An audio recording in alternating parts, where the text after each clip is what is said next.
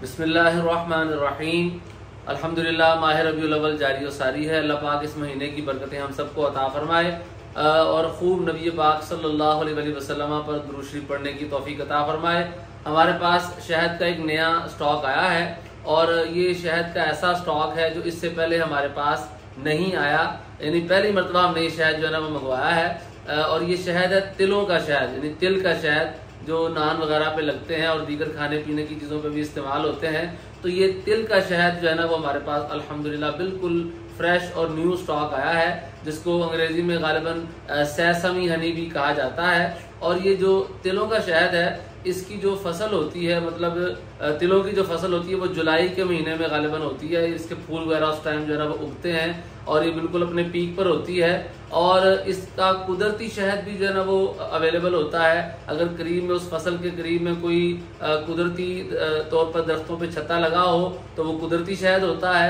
और अगर फार्मिंग करने वाले वहाँ करीब में फार्मिंग करें तो मक्खियाँ इन्हीं फूलों से रस चूस के जो है ना वो डब्बे में जाकर जो है ना वो शहद बनाती हैं, जिसको फार्मी शहद कहा जाता है। फार्मी और जंगली शहद में क्या फ़र्क होता है, इस हवाले से हमने एक वीडियो पहले अपलोड की है, आप उसे लाजमी देख लीजिएगा ताकि फार्मी शहद के वजह से जो ज़हन में शकूक व शुबहात होते हैं वो हमारे दूर हो सकें।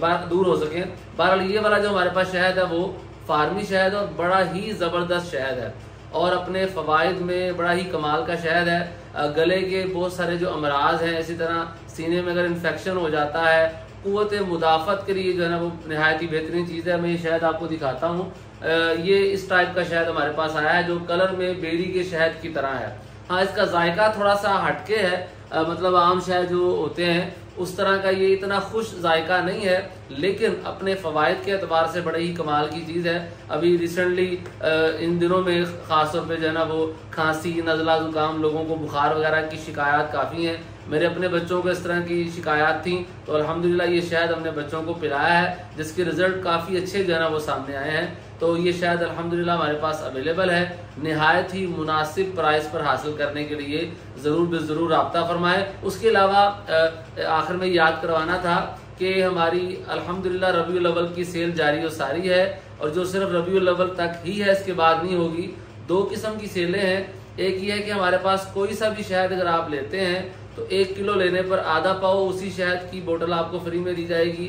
2 किलो लेने पर 1 पाव, 3 किलो लेने पर आधा किलो और 5 किलो लेने पर 1 किलो शहद की बोतल आपको फ्री में दी जाएगी। और एक बड़ी ही स्पेशल सेल है जो सिर्फ इसी साल हमने लगाई है, इससे पहले नहीं लगाई, और वो सिर्फ 2 शहद पर हमारे पास है।